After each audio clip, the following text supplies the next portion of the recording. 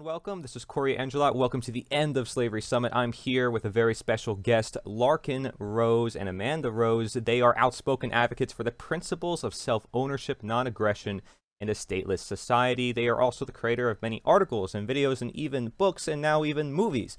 Incredible, honestly. Their work is, in my view, looking at the root cause to what's going on in the world.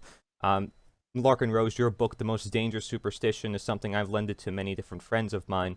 And it's one that I truly think will change the world and is changing the world right now. It's changing so many people's lives through their understanding that here is something that is at the root to everything that's going on in today's world, at least most of the evil that we see, if not all of it.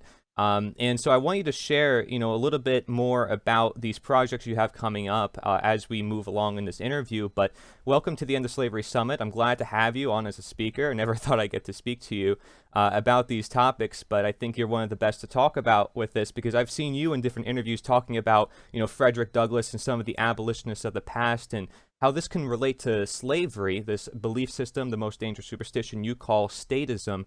So what is slavery and how does it still exist today? Well, in a nutshell, slavery is the idea that one person can own somebody else. And all ownership means, whether you're talking about a person or a chair, is you have the exclusive right to decide what's done with that. So if I own my car, I can give it away, I can park it in a field, I can drive it off a cliff, I can sell it to somebody. It's mine. And it's a little bit weird to talk about ourselves as if we own ourselves, but I often use that phrase. It's a little bit schizophrenic to say you own yourself. But I use that phrase because everybody understands what it means. And there are only two choices. There is you own yourself or you're a slave because somebody else owns you, whether it's one person or 50 people or a Congress or whatever it is.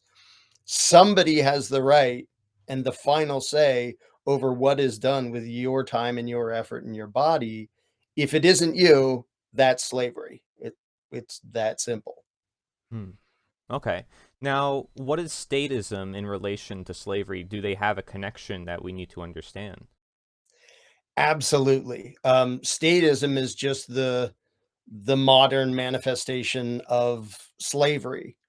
And whereas the old slavery was very openly just claiming, hey, I own you because I say so, like we captured you or bought you or something, and now you're my property. Now they, because people wouldn't mostly fall for that these days, they have to use rhetoric and terminology and excuses and justifications that are way more convoluted and twisted and weird.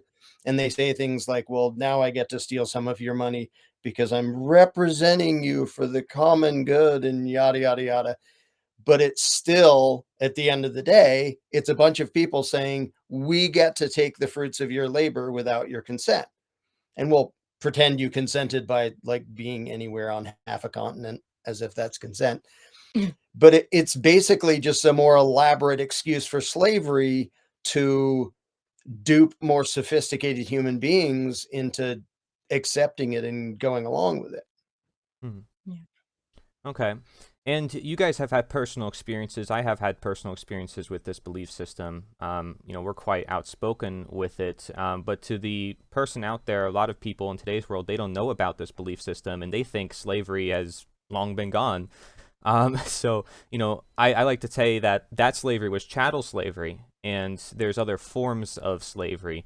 And even, some of the slaves themselves were saying there's this mentality behind it and there's the physical and mental part of it, regardless of what we title it.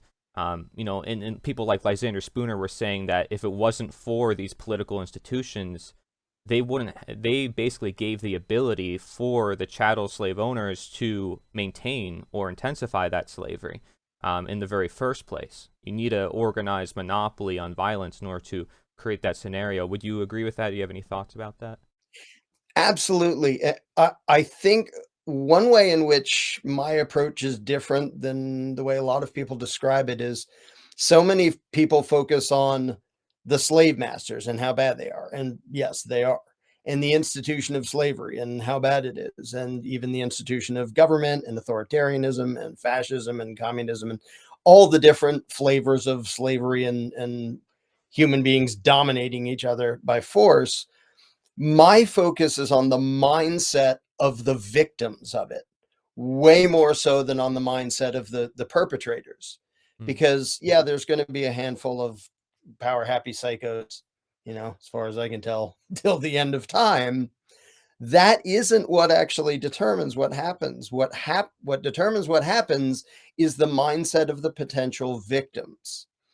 And a thing that I think a lot of people just cannot relate to now is trying to imagine that slaves in chattel slavery, they thought they were supposed to be slaves. They thought they were the rightful property of the master. And to us, Mhm. from our perspective, we can just go, that they can't possibly have thought that. Yes, they did. And if they didn't think that, how on earth is, one lazy white guy sitting around in a big house gonna forcibly control a whole bunch of like strong, healthy slaves? You cannot control them physically if you don't control them mentally. Mm. To me, what is both scary and hopeful is that right now the same problem exists. It's a different flavor of slavery, but the same problem exists in that the people who are being victimized by authoritarian extortion and domination, they have been taught to believe that it's perfectly fine, it's necessary, it's essential, it's legitimate. This is how things are. This is how things have to be. This is how things will always be, and they have all of the same mental traits that Frederick Douglass, who was a slave, described in his fellow slaves when he described his own process of escaping the mentality. And to us, it seems like, well, this is obvious, but to him, it was like a process of realizing, I don't think this is okay. Like, why do we have to work for that guy? And like, why does he claim to own us? Now, for us living here and now, we'd go, well, that's obvious. Yeah, it's obvious because that's not something we were indoctrinated into. What we were indoctrinated into is be a good law-abiding taxpayer and do as you're told and follow the rules. And if you don't, you deserve whatever the legislation and legislators do to you because you have an obligation. It's the same mentality. And the reason I find hope in that is because if you change the mentality of the victims, it's over. You don't have to change the tyrants. You don't have to overthrow them. You Mm. don't have to do anything to them if you can get their intended victims to realize we own ourselves. We're not beholden to these psychos. No election, no constitution, none of their weird rituals actually make it legitimate for them to forcibly dominate us. But it is a huge mental shift that people have to go through, just like it was a huge mental shift for Frederick Douglass to figure out this isn't okay. I'm not this guy's property. I don't have an obligation to work for him. I would be perfectly justified in running away or kicking his butt or something, doing whatever I have to reclaim ownership of myself. Mm. But the mental process has to happen first, which is why pretty much every project I do focuses on trying to get the victims of authoritarianism out of the slave mentality. And there's a lot more victims than there are perpetrators, would you say? But you're saying the victims are in part responsible for the world that essentially is being created. So it's not really, the blame is not to be put on the slave masters at all, because it's the victims who are being complacent, who are saying, I'm willing to submit. I'm willing to give my money to these people.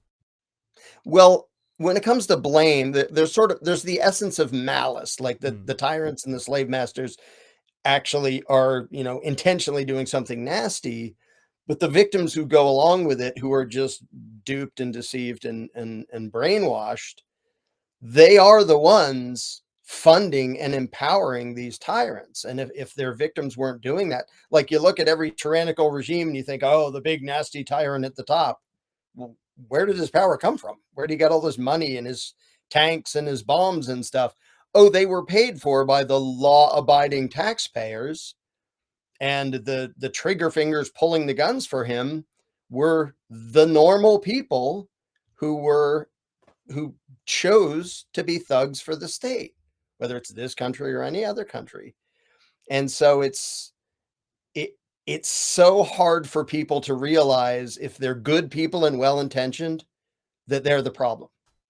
And I'm just going to say it bluntly: if you believe in government and you vote and you believe in the Constitution and democracy, you are the problem. Not because you're malicious, not because you're stupid, not because you're evil, but you are absolutely the problem, because you've been taught to believe a lie, and all of your perceptions and your words and your actions are a result of you falling for that lie and reinforcing and legitimizing your own victimization.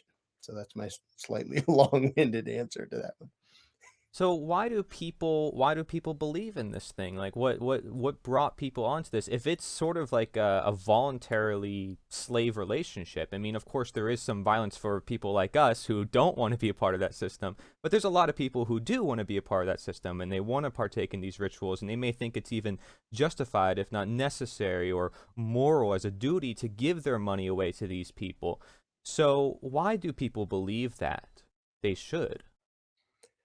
Well, there's a massive amount of indoctrination that people go through that they don't even recognize as that. They just think, oh, we learn things growing up. We learn Civics 101, which is how to bow to a ruling class.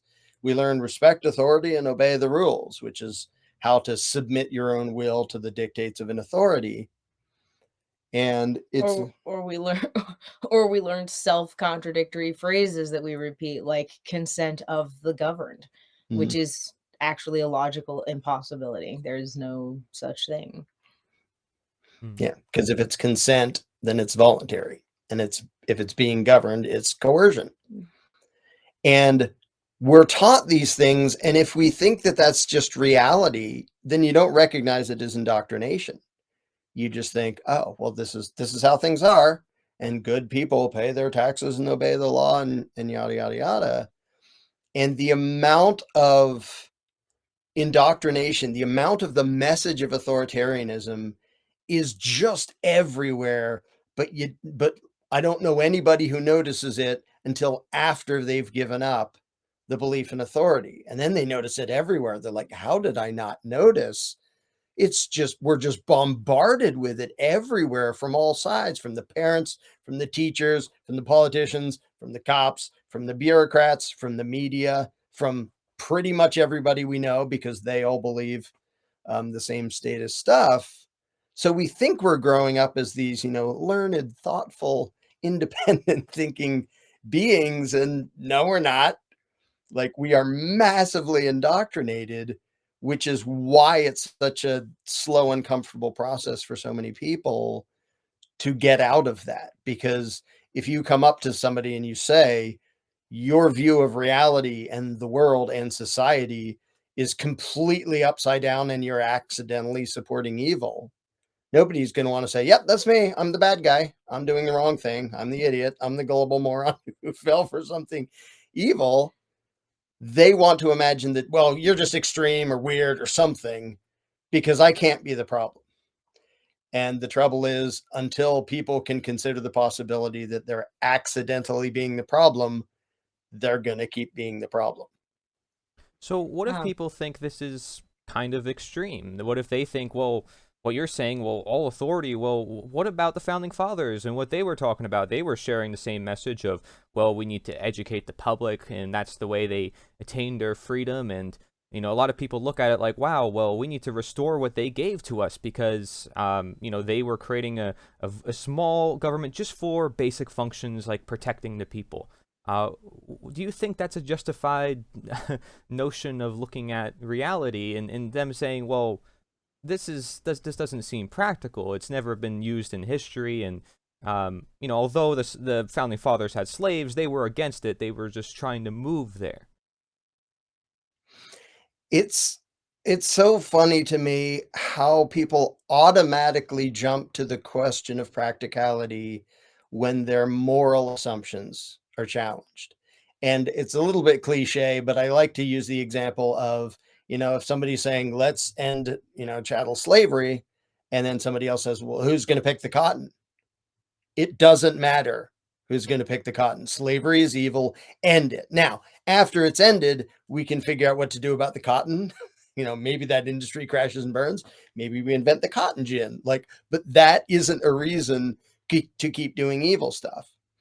But it's natural and to be expected. We do a course called Candles in the Dark, that's about talking to people about these things in a way that makes their head not explode, makes them not get defensive and argumentative and stuff, but trying to get through their own indoctrination and thinking that, well, we have to have some form of government, or the Constitution is good. Like, there has to be some flavor of somebody's in charge of me that's valid and legitimate and necessary. And the process of all the way letting go of that and saying, whether or not it works, it's immoral. Slavery is immoral. Whatever you call it, slavery is immoral. So to say that, well, I'm not sure how it would work if government didn't forcibly dominate us and steal our money. Well, does that mean that morality is just out the window because you're not sure how it's going to work? And to me, that's just a weird excuse. And I don't pretend to know the detail of how everything is going to work. If I did, I would be running for Emperor of Anarchy. The whole point is, when you leave 7 billion or however many people in freedom, they have the ability to find voluntary solutions to things. Whereas in a society with a ruling class, they're all getting stomped on and robbed to fund the government solutions to things, which are always like way counterproductive. Not only do they not work, they make everything way worse. But when people jump to the practical, it's usually because they're getting uncomfortable looking at the fact that they're literally cheering for evil, because they've been taught to believe, well, you have to. Like, one way or another, you have to vote for somebody to dominate and rob all your neighbors, because that's the system we have. That's democracy, yada, yada, yada.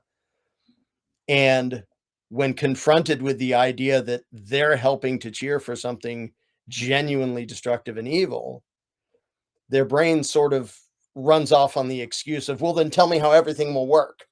It's like, I don't have to tell you how everything would work in order to ask you to please not cheer for evil. Now, I have some ideas and predictions, and lots of other people have written, whole books and treatises on how things can work without a ruling class. But to me, that comes second. The moral question of, is slavery okay? That's what matters. And the answer is no, it isn't. Even if the cotton industry collapses, still not okay. Even if you think, but how will we care for the poor? And even if the roads were bad, even whatever you imagine might happen, less than ideally without a ruling class, that doesn't make it okay for people to violently dominate each other. And that's what government always is. So I see, like, based on what you're saying, it's sort of like understanding, well, there's evil, there's always going to be evil, but the question is, are there people who are allowing that evil to grow, through this belief system, and giving certain people the excuse to everyday morality? Morality, it's like, yeah, you and I understand violence is wrong, yet these people, this class of individuals who claim to put some fancy pieces of paper and some writing, they claim to have an exemption to that morality. Why is that? So I do ask a lot of questions. I know in your Candles in the Dark, you ask a lot of questions. It's something that I always encourage people to do, is just look around the world and ask themselves questions. But that is what the abolitionists were doing too back then. A lot of them were not using politics as a means for change, because they saw politics was actually connected to slavery, which was quite interesting. A lot of the abolitionists, at least, and some of them got really attacked for those views, of course, because they're like, well, wait, you can't have change without politics, and so some of them, Lysander Spooner was against the Constitution, but he used it as a means to say, well, hey, slavery is unconstitutional. But the Constitution still is still not valid. Like, he used that as a strategy to appeal to the lawyers at the time. He understood that there was a lot of layers to slavery, and chattel slavery was just that one layer that had to be tackled. maybe like the founding fathers who were, rebelling against the British, that was their own slavery, perhaps. It's like, I want to be free from the British, but then they had slaves of their own, which was a separate issue, and everybody was like, we need to free the slaves at the same time. They're like, could we do both at once? I don't know. It seems like it's an evolutionary progress, Larkin. Do you think this is going to take time for humanity to transition to these ideas, or do you think these ideas are for the right time? Like the abolitionists said, they want immediate abolition, not gradual, because what is right and what is wrong is wrong. If you allow any wrong, it continues to grow. What do you think? Does there need to be a transition process? There won't ever be a political transition process. That's like asking slave owners to slowly, gently give up their slaves. Like, when has that ever happened in the history of the world? What will be gradual is the number of people figuring this out and escaping the mental enslavement. And the more people who do that, the easier it becomes to just ignore the ruling class until they can't do anything. I mean, if there's 2 or 3 or 10 of you and you try to ignore them, you get a tank in your living room. But if there's 50 million of you and you ignore them, they go, oh, well, that's unfortunate because we can't nearly do that. And a bunch of the people who would have been our enforcers are now the ones ignoring us, and the whole game falls apart. So the people who hope to get from where we are to freedom by doing this backwards, well, we have to vote for smaller government and blah, blah, blah, blah, blah. It doesn't ever work that way, because as soon as you accept the premise of there's a ruling class that has a right to control me and take my money, you have no control over that. It's like as soon as you accepted that you are somebody else's slave, to say that, well, maybe we can beg the master to slowly give us more and more freedom and then eventually let us go. Why would he do that? If he wanted to do that, he wouldn't own you in the first place. If people in government wanted us to be free, they wouldn't have sought out positions from which they can steal our money and violently dominate us. So the idea that, and it's a digital choice, there's no grayscale. I own myself or somebody else owns me. Those are the options. And if somebody else sort of owns me and they're going to be kind of nice about it, we're going to have limited government where they only steal this much instead of this much. I'm still 100% a slave, because it's still their choice how much of my time and effort to take from me. And it's their choice how many of my choices to violently control. And as long as it's their choice, I'm 0% free, even if they're nice, because there were nicer slave masters and more sadistic slave masters, and they were all 100% illegitimate, because they all claimed, well, I get to decide how nice I'm going to be to you, but don't worry, I'll be nice. It's like, I'm worried. Hmm. Like, I don't care if you're going to be nice. If you think you own me, we already have a problem. And so there's either politics or there's anarchy. There's rule by someone or there's rule by no one. Those are the options, and those are the only And options. it's funny because a lot of people tend to think, like, I had a libertarian phase, and almost all my anarchist friends had a libertarian phase, and they all sort of think at first that like they think of libertarianism as like on the spectrum of freedom, and it isn't. It's still right. It's like their politics is a spectrum and the freedom is over here. And it's like politics is just redistributed theft, and you can have a heavy version of it and you can have a light version of it.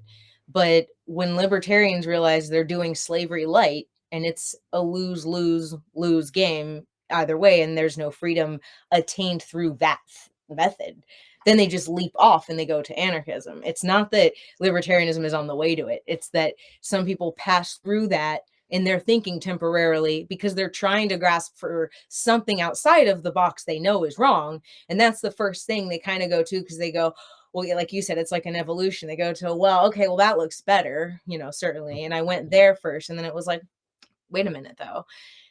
Wait a minute. Like, it doesn't actually make sense. If I put my guy on the throne, even if I put my libertarian guy on the throne, because he's going to save the day, and he's going to get those laws repealed, and he's going to grant back my freedom.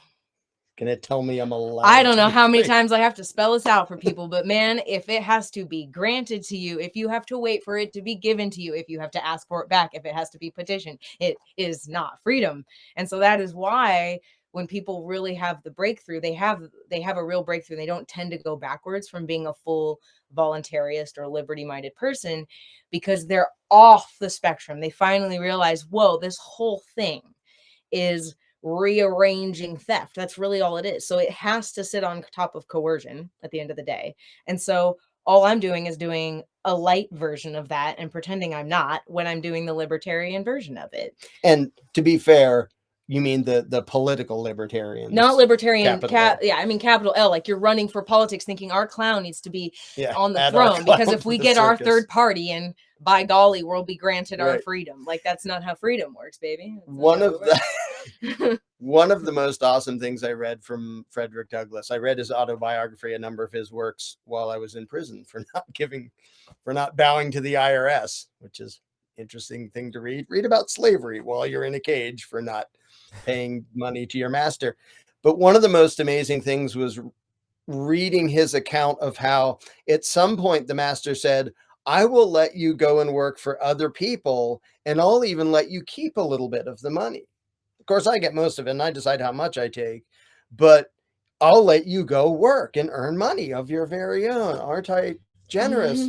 And Frederick Douglass explained how at first he was all excited. He was like, this is awesome. I can go out and work hard and have my own money.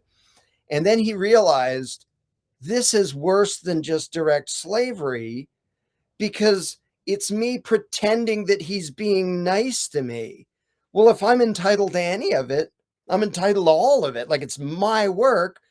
And so Frederick Douglass basically figured out that an income tax is worse than direct slavery, because of the mental implications that they're letting you keep some, which is 100% slavery, because it's saying it's their decision, but you're supposed to be thankful and grateful that they didn't take 100% of it. So I almost fell out of my chair when I read a former slave basically saying that an income tax is worse than direct slavery because of what it implies. Because if somebody just comes up and says, you're going to work for me or I'm going to hurt you, at least it's brutally honest. It's completely evil and immoral, but it's honest.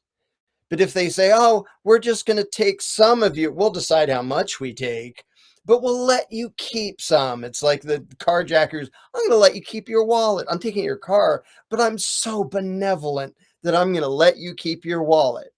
It's like, why would you think you get positive points when you're robbing me at gunpoint? And that is what the income tax is masters pretending that they're kind because they didn't take all of it. And it was so funny to read Frederick Douglass, his explanation of him figuring out this is somehow worse. This is a bigger insult than just saying, do what I say because I own you. It's even worse because it kind of admits that your effort and your time and effort belong to you, but not really. I'll decide how much to take anyway. And it's this insidious vampirism on a person that when you do that generationally, and then you have generations removed from this that they're just in this world now. They have no idea what's going on. They don't know they don't know. And now they're a part of this, and it becomes even more insidious because there is no overt guy with a whip and a chain anymore. This is the luxury of America, where even the poor are entitled to have smartphones, god damn it. So people have nice distractions and they have pretty things, and they don't have a guy browbeating them every day. So when you try to tell them they're a slave, and they don't particularly see it like that, and they can't see it that way, it's more insidious, it's more creepy, because now we have this generationally, and people are just like, yeah, I guess I go and work, and then some people just take a bunch of my paycheck for some reason, and everyone tolerates that. Oh, well, not going to try too hard to fight that because everybody else is doing it, and people just accept that because guess that's life. The only two certain things in life are death and taxes. Like, guess who made that up? The beneficiaries of the theft. Pretty sure. Well, and that so obviously ties in with the movie project that we are nearing completion of, the Jones Plantation, because I'm not going to spoil it or anything, but what I want people thinking when they walk out of the theater, I want them looking around. Like, so many people, they go to movies as an escape. Rah, rah, rah, yay, what's for dinner? Go back to the real life. I want them to walk out of the theater, or it's their living room, wherever they're watching it, walk out into the real world and go, ah, damn it. It's this. It's all this. And everywhere they turn, every political campaign, I want them to recognize It's all that this is what was done to us. This is like that movie wasn't an allegory, it was a description of reality. reality. And I think it's going to do that to a lot of people. And I think even a bunch of the cast members who they didn't know me, they didn't know my stuff, but going through the script, they were like, "Whoa, this is deep." I'm gonna have to like reconsider some things about the world I live in now. So I have high hopes of it traumatizing a lot of people, but in a good way. The behind the scenes was cool because they did a little behind the scenes special where they had thrown together some footage, and one of the girls that we knew that she was working backstage, she was like the the coordinator that kept everything glued together on the crew, and Mhm. she was like cool to see in the interview behind the scenes because we didn't know her until she's a crew member. We don't know till this is all going down, and we don't know how she's being affected by this. And then I saw her in the behind the scenes special, say to the camera, like, yeah, this, like, she basically said, it makes me think about, am I, would she say something like, am I really leading my own life? Who's really in charge of me, or am I really in charge of my own life? It was basically something like that, she said. And I thought, wow, that I didn't even realize it had affected her that way, that she was already looking at that and it was hitting her that way while she was looking at the story. But people were definitely excited about it. So, and their excitement is my excitement too, because I'm already there with them. But to see people that don't know this script, they're not even there with us in this mindset. And they're like, so Yeah, I think there's a lot of people who don't see the roots to where freedom comes down to, and I think the 1800s is a good reference that we can look back at because it's somewhat recent, which should be surprising for a lot of people. Yeah. The fact that for thousands of years people accepted the notion of chattel slavery as if it's perfectly normal and to society, and all of a sudden everybody now thinks it's really immoral and should never even be tried. People don't even attempt. It's become Right. such a societal moral. And I think that's the thing, right? It became part of the culture, the morality of the populace, the knowledge. As Frederick Douglass said, knowledge makes a slave unfit to be a slave. And the Mhm. abolitionists were not like they were just hitting hard all the time. I read their newspapers, the Liberator and the Pleasure Boat and the non-resistance movement as well, the spiritualists at the time. A lot of these guys were all talking about the government of God or natural law, which Mark Passio talks about, and using moral persuasion and moral power, as Aidan Ballou has also talked about, because of how powerful it is versus political power, which is only temporary, focused on people or events. But this is looking at ideas. It's looking at what are we destined to be. For me, I think it's a very powerful thing that you start to find a sense of purpose within it. And that's because you're starting to understand, like, this is who I am, this is who I'm meant to be. And as you gain self-control, you gain confidence, and you learn to understand, like, this is how you practice freedom. But so many people who look at politics or voting, they don't look at, well, wait, morality and knowledge is a prerequisite requirement for freedom. And so I think that is a huge connection. What you talked about with democracy, essentially, which is like, a master of slaves and slaves of masters, 51 over the 49%. The end of all evil says it perfectly. It's perfect evil because people can't detect that it's evil. They have a artificial sense of security, artificial sense of freedom. I come across a lot of people today who are sovereigns or people who call themselves sovereigns. They say they're sovereign citizens, as if you can be both at the Mhm. same time. Or people who call themselves American state nationals, and they use paperwork and all this stuff to prove that they're free. But isn't that kind of similar to voting and the fact that you're not actually free? You still require something man-made Yeah. through some particular system. What are your thoughts on the people who do that when they say, "Oh, well, we can create freedom now. It's all voluntary. We're using the paperwork."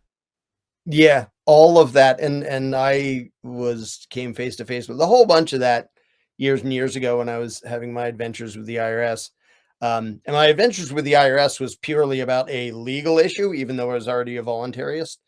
Kind of the Lysander Spooner thing is this is entirely bogus, top to bottom, start to finish. But as it happens, you're lying about your own rules, and I'm going to do that. Um, but there are so many people, they still have the speck of authoritarianism in them. So they think, well, there has to be some trick and some paperwork to get the master to tell us we're allowed to be free. Like if you sign this and you write your name this way and you follow this, that, the other thing, and you claim you're a straw man and you blah, blah, blah, like all this mythology, and a bunch of it is legally completely wrong. Some of it has some legal basis to it, but legal doesn't matter. As long as you're playing the legal game, you're accepting the premise that you need their permission. And as a matter of fact, I don't want to spoil anything, but the Jones Plantation totally covers the thing of not only democracy, but the idea of getting official permission and stuff to be free. And it was very frustrating to watch a lot of people think that, well, there must be something inside the system that lets us be free. Like, it's a system written by slave masters. Why would they put something in there that lets you be free? Right. It's sort of like I have friends who have been like, they identified as sovereign citizen and they try to go through that process and explain it. And there's two sort of mindsets. There's the mindset of like what you said, sort of, I still kind of, if I do this thing, they'll let me be free. And then there's the ones that are sovereign citizens, and they all the way don't think they have any the authority has any control over them, and they don't feel beholden to authority. But the way I would put it is they think of it as, they sort of think that they've discovered this weird authoritarians voodoo rituals that they go by, and if they do their magic voodoo rituals a certain way, they can get the gang to stay off their back. And I understand that mindset, except that in actual reality, a lot of them had to find out the hard way, which you already know and we already know. That's not how that works. They are actually just a gang. The mindset is a gang. When it's a gang mindset, the scribbles, all the scribbles are just, how can we write down something to justify what we're about to do to you? And then when they don't have it in the scribbles, they just find a way to do it anyway, if you are a honeypot. So what I tell people is, all that matters is, one, are you acting like you're beholden to them? And two, are you a honeypot at all that looks like you're an easy thing they can get something out of? And if you have no resources, if you can't, if you're good to set an example of, you have no resources, you don't look like you can defend yourself monetarily, physically, whatever, then that's they'll come after you. So what I tell people is, if you want to do the paperwork thing, cool. At best, what you did was maybe make yourself a slightly more difficult target for certain members of the gang if they target you at the wrong time and place. But at worst, what you absolutely just did is make them aware of who you are, put a giant red target on your head, and therefore, if they do want to mess with you and they think they can get away with it, then they can, and they will, because to them, they're just a gang who will go, these scribbles are just what we do to try to justify what we want to do. They're not a magical voodoo following cult that actually plays by their own rules. They just aren't. And I should point out that when I was doing what I was doing with the IRS, I was telling everybody, first of all, I'm totally right on the legal issue and I can prove it. And that doesn't at all make me safe. I was telling people, don't do this. This is not the way to stay out of trouble. This is the way to intentionally get into trouble. But I'm going to show them for what they are for anybody who wants to watch. And a bunch of people watched, and they saw that government doesn't care about its own laws on any level in any way. Neither do the courts, the prosecutors, the IRS. Like, none of them give a damn about their own laws. And so it would have been more fun to have somebody on a jury with a brain and win and have people see that they don't obey their own laws. But I said from the beginning, win or lose, I'm going to demonstrate that they don't care at all about the law. That's the scribbles they put out there to look legitimate and formal. And at the end of the day, they're going to do whatever they want. If they think you're a threat to their power, they're going to do whatever they have to shut you down. And so I told people, like, this isn't, I wasn't doing, I found this great cure, do this, say these magic words and you'll be fine. I was like, I found something true. And if you say it loudly enough, you'll probably get in trouble and get raided and prosecuted like I did. But I'm still going to do it anyway to show them for what they are, because I don't know anybody else in a better position. But I think just the mindset, like like what she said, I understand people like, well, I'm going to make it a pain in the neck for them to bother me at all. So maybe they'll go, like every bully, pick on an easier target. Right. Because that happens a lot. But when people actually are still in the mindset that the road to freedom is by way of the political and legislative scribbles, they're not even free inside their own head yet, because they still think they need somebody else's permission. Yeah. I sometimes use the analogy, if I was like kidnapped by some, cannibal headhunters, and I knew that doing some weird dance would make them go, oh, he knows the weird dance, we won't eat him. I would do the weird dance to not get eaten. Doesn't mean I believe in the weird dance. Right. It doesn't mean I think they have the right to eat me if I don't know the weird dance. It just means, okay, on a practical level, if this makes them not throw me in the pot and serve me for lunch, Quick, I'll do the weird do it. dance. But what matters is the philosophical understanding that we all own ourselves and we're not beholden to these crooks, no matter what they write down, no matter what their scribbles say. Exactly. And I think that last step is very difficult for a lot of minarchists and constitutionalists and, libertarians and whatever you want to call them, because they're so indoctrinated into it that they still want a pro-freedom solution that doesn't go against the assumption of authority. And they haven't realized there cannot be such, not only is there no such thing, there can be no such thing. Because as long as you accept the premise of authority, you accept the premise that somebody has the right to rule you. And if you think somebody has the right to rule you, you are still in the slave mindset, and you will never be free until your own mindset changes. That's why what we focus on is the mindset of the victims, not trying to fix the sociopaths who are tricking them, but to free from the lie all the victims of this. Because when that happens, the sociopaths lose all their power. I feel like Yeah. a lot of people put so much money into politics and these mechanisms when a lot of it could be put into education, and a lot of people may just be afraid. They don't know how to educate, what methods to use. They're afraid of speaking of, oh my gosh, I don't know how to bring this to a world of people who are not going to listen. I think to some extent you have to accept that, and you have to realize and just be honest with yourself. I think a lot of what you just talked about, what comes to mind is honesty.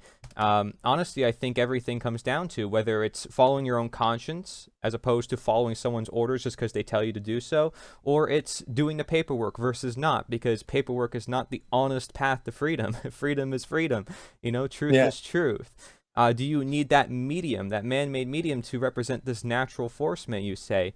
And, again, of course, being in Mark Passio's community, I'm going to have a little bit of bias toward the natural law perspective, and I'll get your perspective on that a little bit later, perhaps. But I feel like those people are pulling onto a string where they feel like, yeah, if it works sometimes, and because they see it working to some extent toward freedom, they gain so much hope and faith in that process, as if they take it as if that is the truth and that is what must be done.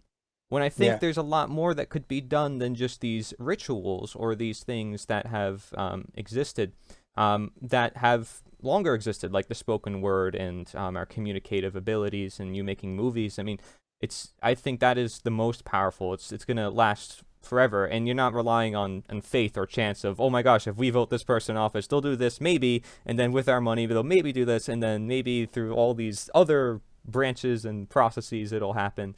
And Right. maybe this individual will respect me as a human being and not a cop if I write my name a certain way. Like, it's Yeah. a lot of faith involved in the process, but at the end of the day, all it takes is for them to say, hey, coerce this person, and that order follower is going to do it because it's their job, it's their Yeah. duty, and they're paid money. As Lysander Spooner said, if a government's willing to take money from you, they're going to take that money and use it to coerce you as well, with Right. their soldiers.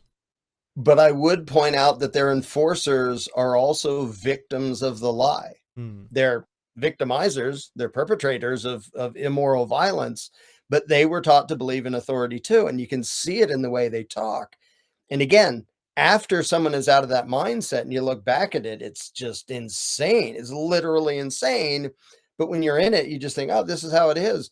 When somebody's, there with a gun, kidnapping someone to put them in the cage and go, this wasn't my idea. I don't make the laws. I just enforce them. Yeah.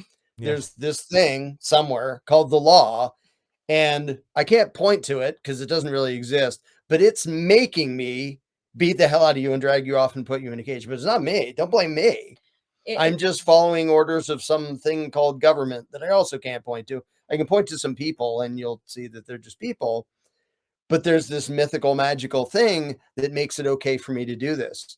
And that's why my favorite thing is when their own enforcers learn the lie and let go. And I know a lot of former military and a few former cops who are now voluntarists and realize, wow, I was accidentally an agent of evil. I interviewed Sorry some about of that. them. Yeah. Yeah. Wasn't trying to be. I would say I think like the few cop friends we have that were all cops, and the cops stand out more to me, even more than military, because the cop is so much military. A lot of them are desk jockeys, but cops, that's a lot of that's the enforcement arm. It's where the rubber meets the road, and so it's surprising to me, and I almost have more respect for somebody who came through all the way through the indoctrination of being a cop, because every single one of those friends of ours had a moment where they told me different versions of a story where they basically had to come to grips with a moment while it was happening that, like, I'm the asshole here.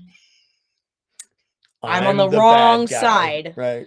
of this, and I don't want to be this. I don't think this is where I'm supposed to be. And like, I think there has to be something in a person that can even be woken up to be there to begin with. And that's why I think sort of the enforcement arm of government is a very dividing line. It's very like, I think it's very like, you're either going to make it as a cop enforcer or you're not. And that's why we end up with those power trippers that are left there, because anyone with a conscience can only do it for so long. I think before they reach, they get beat. They're that person that's under there wanting freedom and knowing there's something wrong about what they're perpetrating on others, sort of knows better. And if it's there at all, it's going to eventually realize that something's wrong with what they're doing. Yeah. And again, they're not the enemy. Like it's totally, not to be too cliche, but it's totally the Matrix thing. As long as their brain is controlled by the Yeah. lie, in a practical sense, they're totally the enemy because they're enforcing immorality.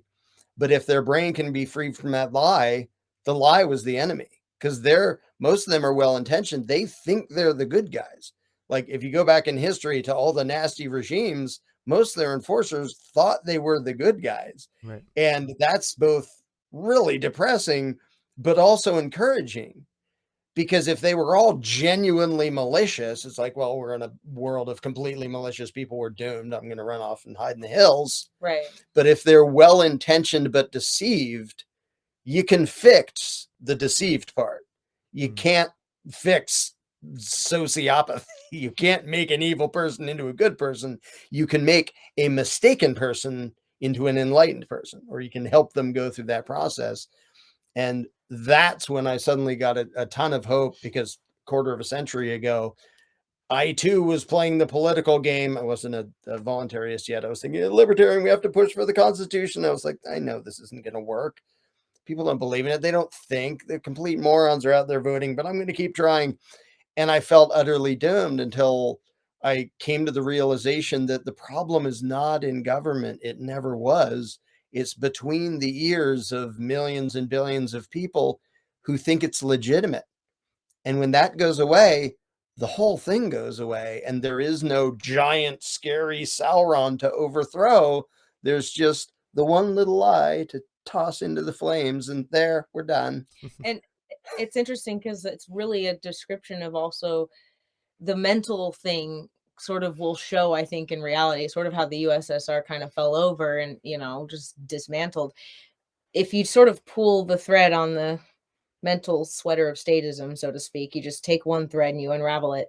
Candles in the Dark is kind of our way of doing that. It's like you don't need to force, you can't force freedom. You don't need to tell someone history and that it's all a lie. You just ask them questions, and if does matter what questions you ask, and you ask them the right way and you ask them certain questions, they will all on their own go to answer your questions, and in so doing walk right up to where their contradictions are. And Right. statism, which we teach in Candles in the Dark, requires a mental contradiction, because Yeah. it requires a mental contradiction to believe that you can be morally obligated in certain instances to go against your own moral conscience. So you have to have a contradiction, and all we do is we guide them up to that contradiction. And you can go around asking people questions and be pulling the threads on their sweaters left and right. Once you get good at it, once you know how to have that mindset, you can ask people questions, and in a few questions have them going, wait. And and that's the goal. The goal isn't to convert them. The goal isn't to put your beliefs into them. The goal isn't to tell them what you think, to tell them 9/11 was a lie, to tell them about history, to tell them about the truth of the founding fathers. You don't have to tell them anything. You don't have to give them philosophy. Just ask a few questions. till they realize something doesn't match in their own head, and you see it on their face, and then you can go on about your day if you want. Mm. And that's part of what we do, and it works. It actually is how you can start. It's like you said, it's education, but Yeah. even less than that. You don't even need to educate people. You can ask people questions, and their brain will figure it Right. out Because they on their they own. already have inside them everything they need to escape the lie. And it's interesting you mentioned honesty before, because one of the main things we focus on in Candles in the Dark is to keep the questions specific, literal, and personal, because statists always have to describe what they advocate in these general, vague, weird euphemisms of I advocate a policy of blah blah blah blah blah. When you try to get them to be specific about the violence behind every law, they start to get uncomfortable because they don't want to say, yeah, if you have a plant that the politicians don't approve of, I want men with guns to kick down your door and point machine guns in your face. Like, they don't want to they want to say, well, I think we need a policy, blah blah blah.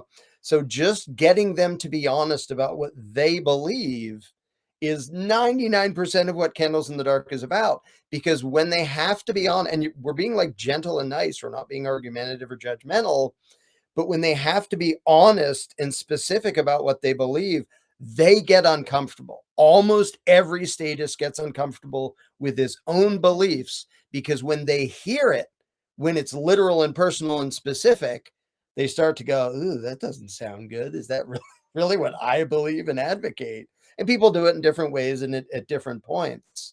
But almost everybody will get to a point where they don't like hearing their own belief system. And that's when they can actually do something about it and process it and free themselves from the lie. You just sort of lead them up to the place they have to be, where they have to make the choice. And that's what Candles in the Dark is about, is gently leading them where they need to be to see that inside the head is this contradiction. There's the real them and there's the authoritarian indoctrination, and they don't match. And you have to just gently invite them to choose, well, which one is it going to be? Do you own yourself, or are you owned by somebody else? Slavery or freedom? It's binary. Those are the two choices. Yeah. That's all there is. I had someone talk to me and they're like, well, they were talking to me about voting and they were using an analogy. And I thought this was very interesting because, I was just asking questions, but they brought up the idea of buying slaves as if it was legitimate. They were like, well, if we buy the slaves their freedom, then they could become free. So I was like, well, aren't you legitimizing the fact that you have to buy them then for them to be free? And they couldn't process that at first, you know what I mean? But it took some Mhm. time. I think that is just an example of one of the contradictions, and perhaps one of the ones back then. If that worked for freedom, then I'm sure all the abolitionists would have said, okay, let's buy all the slaves, but they knew that's not what's going to give them their freedom in actuality. As I like to Mhm. say, only you can free yourself. When it comes to action, and we were talking about this basically the whole time, essentially, what the action has to be, which takes place within the individual and their mind. Do you think a movement is necessary? I know you've talked about movements before. The reason why I want to ask this question is because it's a little different, and I know that back then a lot of movements sparked a lot of change. Now, of course, it's not limited to one form, but do you think it needs to be like back then where they had meetings in every town and anti-slavery, different associations and newspapers, and everybody had their own local events trying to educate the public? Do you think that would be beneficial for people to maybe look into doing? It's already doing that, It isn't Yeah, it can be. To me, the thing that matters is the mentality of humanity overall. And there are a bunch of organizations and projects and stuff that help that along. And there are a bunch of projects that sort of become about themselves and like, well, we're trying to be really super important and we kind of forgot what we were there for. And so there's so many events and organizations and individuals that sort of fall by the wayside. And so, having been doing this for a quarter of a century now, since I became a voluntarist, I watch the ideas go along and I see lots of little groups and organizations, and a bunch of them are doing good stuff. And then some of them go off the rails and whatever. Um, so, to me, those almost all of those are short term, but some of them can be very useful. they spread the message further. Like, I think the Yeah. usefulness is in, it's all this is, we agree, this is all hearts and minds, right? So then the more hearts and minds are obviously gathering and talking about this, the further it's spread. And I sort of think that humans just, that's what's happening right now. Like we're doing that organically. That's happening with the internet. There's, at least that we know of, hundreds of thousands of anarchists around the world now, which means, and that I know of, there's at least dozens of intentional communities that are off grid that aren't telling the world they exist, that are probably growing by leaps and bounds. And there's those things happening, like meetups and voluntarist groups that we don't all know about. And I feel like that's just going to grow. But like you said, it's like no one of those things in it's like, it's not about getting that going. It's Yeah. not like about me getting the next conference going. Because if I, Amanda, don't get the next Liberty conference going, by golly, we're not going to kill statism fast enough. Yeah. It's like, it's inevitable, I think, actually, but it's more of that can help things. Yeah. The analogy to slavery still works perfectly, if you ask me. How many people know the names of the abolitionists? 1/100%. Does it matter anymore? No, because we all know slavery is not okay. And all the organizations and all the movements and the Underground Railroad, if you said abolitionist, I'm pretty sure less than 1% of the population would know what you were even talking about. Like they haven't even heard the term, but it doesn't matter because that particular kind of slavery and injustice, humanity outgrew that and figured out, okay, that's not okay. Mm. And what I most look forward to is a day when nobody's heard of my books, nobody's heard of the movement, nobody's seen any of my videos or read any of that because they don't need to, because they all say, well, duh, of course we own ourselves. Why would we ever appoint a ruler? What's Wow. for dinner? Like, and I think we're going to get to that point. And when we're there, I know we're going to get to that point. When we're there, all of the movements, all of the individuals, all of the books, all of that, there'll be a few weirdos like us looking back on history and studying how did we get here? And for most of the population, it won't matter because the lie of statism will be dead and gone. And to me, that's what matters. So all the messengers, all the organizations, all the, like, there's so many that have done a bunch of good. So I'm not downplaying them, but I'm saying the overall drift in humanity's consciousness and awareness and thought process is the thing that matters. And everything else, including me, is just details and trivia and dust in the wind in the end. Interesting. And but I am so encouraged by how quickly I see a lot of people going from the slave mindset to the free mindset. And if you ask me, that has never happened before in the history of the world. It's gone from we want to be the slaves of this to we want to be the slaves of that. Like almost like the American Revolution. Heck with King George. Now we want our own rulers. It's like, and some of them said, we don't want any police. Like you were talking about, the abolitionists recognized we don't want any form of slavery, but they were this weird fringe bunch of, fringe kooks. And everybody forgets James Madison and Patrick Henry. Yeah. The Federalists were like, no, don't worry, it won't be bad. And Patrick Henry was like, this is going to be a disaster. It's going to be way worse than the king. Yeah. And then it immediately was, and nobody remembers that, and it doesn't matter. But I absolutely think that humanity is just as predestined to outgrow the insanity of statism as they were to figure out slavery is not really okay. And now we can look back at that and go, why? I mean, why on earth did we ever have to have a debate about that? Duh. Right. Well, it's not going to be that far in the future before all of humanity looks back to right now and says, why on earth did any of them think there was such a thing as a rightful master? Yeah, I really think there's going to be a lot of people that just go, what were we doing? What was anybody doing? Because people, the reason I have faith in humanity is because the human spirit is towards freedom and truth. Like, yes, you can inject a bunch of stuff into the human baby and you can mess up its brain and you can put weird foods into it and you can make it autistic and stupid in a bunch of ways and you can change it until it's confused. You can do a lot of things to people, but you can't kill their freedom and you can't dumb them down to the point that they don't know that something's wrong when everything around them is so oppressive that they notice they can't find freedom. And so what I think we're doing is the same thing. It's like the humans did with chattel slavery. It's like with chattel slavery, it was like, okay, we can't imagine how the whole world could not be slavery someday, but we're just going to keep pushing. And then before we know it, and we're all going, well, that just happened. That wasn't that long ago. And look where we are. And right now we have people going, I can't imagine a world without government. And I'm going, yeah, well, look where we got. And we got to here without the internet. Now, the human family on this little planet rock thing called Earth has the internet. So we're all communicating like lightning fast. So we're leveling up faster than ever before. So whenever people say, well, history is doomed to repeat itself, I say, no, it isn't.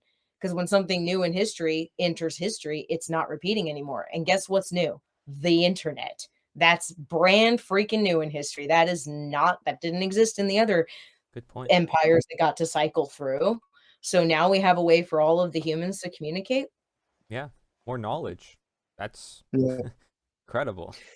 Yeah. So to me, people getting upset that a particular regime is oppressive, there's nothing new and there's nothing encouraging about that. That's been happening for centuries and centuries and centuries.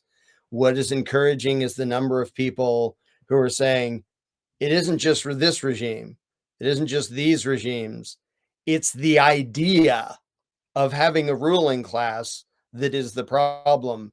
And that has never happened before on the scale that it's happened in the last 10 years in the world, as far as I know. I mean, maybe if you go back 10,000 years to some history I don't know about, maybe it happened back then. But this, for once, isn't just the revolution thing of ruling class falls over, or there's a revolution or something. Now we have another one. Now we have another one. Now we have another. We keep going through it because now we're coming up on a time when a bunch of people figure out we don't need a new one. We don't need to replace the old tyrant with a new tyrant. We need to figure out that the who's on the throne is not the problem. The fact that there's a throne is the problem. Get that throne out of here and then mind your own business. The end. And then that's when actual humanity starts. It's not the end of everything. It's not everything is fixed. That's when we can start acting like human beings, is when we outgrow the lie of slavery. Beautiful. Wow. Yeah, I will make sure for everybody who's listening out there to look into the details about your movie. I encourage they look into this. This movie is going to be very powerful for a lot of individuals. And as it is your book, The Most Dangerous Superstition, of course, like I said, is something that I knew was going to change the world. I don't have to probably believe it because I can see it in front of my eyes. Talking to over 50 people for this summit, many of them which are also order followers and police, as you talked about before. And I never expected to come across this information. Not at all. I was the most obedient. I followed every rule in school. I did not, not comply with anything. But I had a strong moral foundation from having a strong family that might have helped me along the process, I will say. But at the end of the day, those questions that were proposed by you and High Impact Flicks, which was a content creator that originally got me into this, and then Mark Passio as well, it stuck with me. I these contradictions in my head, and I was like, I have to address it. So I think even if the media starts attacking this message because they see it's gaining more traction, I mean, the truth is the truth, and the market of ideas, I think it's going to start to rise to the top as we talk about with this destiny.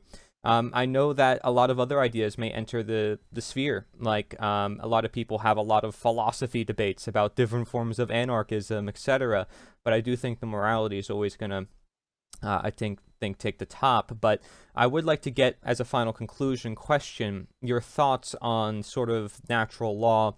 And the reason why I want your thoughts on this is because it's an optional tool toward understanding this knowledge. I don't think it's required, but it's something that could help. It helped me because I'm a very organized thinker. I like to have everything in like one format so I can understand it and speak it better. I think it's good for that reason. That being said, I would like your approach because it is more common sense based. I can understand it. I can take it from the individual's point of view. I don't have to tell them morality is objective, it's right and wrong because of natural law. I can understand where they come from and find out their own contradictions in their own head. So I'm not Right. dissing Mark Passio's strategy, but being that I am in his network and I know his knowledge by heart, I do see some problems that can happen when it comes to this mindset of this is the only solution, when there may be other ways of getting to the same knowledge. What do you think about that? I think I hardly ever use the term natural law, Yeah. and it's not because I disagree with it. It's because for almost everybody out there, the term law means the dictates of an authority, Mm. which natural law, that's not at all what it means. Um, But I think the trouble in using a term and then having to describe to people that it's the exact opposite of what you think it is, like we already have to do that with the word anarchy. I Yep. don't want to also have to do it with the term Right. natural law. And so to me, it's very valuable. I see two groups, and I'll be a little bit condescending here. There's people who like to think about things and they like to question things, Mhm. like you. You noticed things and you looked into it and you wanted to understand things and dig into it. And the natural law stuff is awesome, and all the explanations and all the, there's 8 million treatises on a zillion different issues related to this that are awesome for those people. The sad reality is, if only those people wake up, we're still doomed because we're vastly outnumbered by people who don't really like to think. And so my approach, and a lot of people say this as a compliment, so I take it as that, is they like that I dumb it down to a level that any idiot can understand. Right. And basically, I feel like we have to do that because the people who don't particularly like to philosophize or question things, or they just want to know what's for dinner, they too are victims of this lie and they too can outgrow it. And so my focus is very simplified. And a lot of people, I think, assume that I'm just sort of dumb because I speak on such a low level. That's because that's what most of the world speaks on. I love the fact that Mark Passio does what he does, and that there's a lot of other resources that are you have to like concentrate and focus and learn stuff. You have to actually care and want to learn it. And for the people who want to learn that, I think it's awesome that that stuff is out there. Most of the world doesn't want to learn it. And I haven't given up on all the people who a lot of pro freedom people seem to think are too dumb to understand freedom. There's not anybody too dumb to understand No freedom. such thing. There are people bad at logic and they don't like to think, and they're mushy headed. Their reason ability is next to nothing. Even they can be reached. Now, you're not going to have an in-depth, profound philosophical discussion with them. They're going to be, how about them Sixers? That's the extent of their discussion, but they can still be free to, and they should be, helped out of the lie too. So I sort of focus on the dumbed down kindergarten version of explaining these things. And the thing is, when people who like to think get the dumbed down version and they go, oh yeah, and they want to get all that other stuff, I think it's awesome that it's there. They want to dive into 8,000 billion hours of Mark Passio's stuff, like, and treatises by Frederick Bastiat and whatever else. I think that's excellent. So I'm just doing self-ownership 101, which I don't think anybody is too dumb to understand. It Yeah. does take some self-training and understanding psychology, which is what Candles in the Dark Yeah. is about, really good at that, talking to normal people who don't like to question things, to think about things and getting them to do it, but it can be done. So I sort of see that as my role is the 101 level, and other people can do the advanced like explanation of economics and everything else. But to me, it's a numbers game, and we need a bunch of the people who don't like to think to be free. As an example, like we've had people really who are like, like one guy who was MIT professor Yeah, not or sure something. supposed to. A graduate anyway, but he was anyway. We've had people that are like, they'll tell that he's an example of someone. We've had more than one person come to us and say, I'm supposed to be somebody that's good at communication, but when it comes to getting the ideas of freedom out to people, I'm struggling. And then Larken teaches them the candles in the dark method, and then they go and talk to like 6 of their colleagues, and now they're all on the same page because they like talk to Larkin and they get the method down. But it's not just about the way to do the method. It is really a mindset of communication. When you're lit up about freedom, I feel like when people get excited about freedom, the first thing they do is they go into evangelical Christian mode. They're like, I know how to save the world. I got to get everyone on board. I got to do it right now. And I got to tell everyone. And like, you come at people with that energy. Like, people can feel you when you're like an energy that's new, foreign, and trying to come at them with something. Like, they know when it's like, you're going to tell me I'm wrong or different, and oh my God. So the thing And they that immediately run liberty away. minded people do when they're excited, not all of us, but we do when we're excited and passionate, is we do the salesman thing on accident. We're not trying to be slimy, we're not trying to be rude, but we're like the excited salesman that's overbearing. And we think that the goal is put everything in my head into your head as Like, fast as I can. this And is it's really like, important. I have to tell you all about and it it's really like, quick. that's not really what we have to Doesn't do here. work. And weirder than that, freedom is only freedom if a person mentally finds it and reaches for it on their own. They can't even be like gifted it. I can't be like, this is what freedom is. Say you get it. And then like, that's not how it works. They have to like, you ask them questions and they go, yeah, okay, I'm not cool with that. Okay. Are you okay with this happening to you? No. Okay. Are you okay if this happens to me then? Oh, you're not okay with that either. Okay. Well, where do you draw your line with this? Are you okay with this happening? And it's like, you can just walk people through questions. And when their brain is affirming what they think out loud, what people don't realize the power in that is they are building who they are right in front of you. You didn't tell them anything. I'm not telling them to be an anarchist. I'm not even telling them what anarchy is. I'm just asking them a question. They're telling me what they think. So their brain hears their mouth say something out loud they didn't have to say till I made them say it by asking a question. And then they have to say the next thing, and then they have to say the next thing. And then we've done this on our second day of Candles in the Dark with statists, bring them in and ask them the questions in front of the class. And then like halfway into 5 questions, they've built half their morality. They've already said what they believe and what they think. And then you get into the deeper questions, they already know what they just said. So if they say something that's going to contradict what they said before, they're about to be aware because you made them say it. And so what I love about Candles in the Dark is it isn't educating people because it isn't even putting in them what I think. Me doesn't enter the picture. It's the least egotistical thing possible. It is literally all them. It is just, I care enough about the anarchist in you, the freedom lover in you that I know is trapped under that belief, that I'm just going to ask you a few questions until it comes out and starts thinking. And then I'm just going to walk away and leave you with it if you want.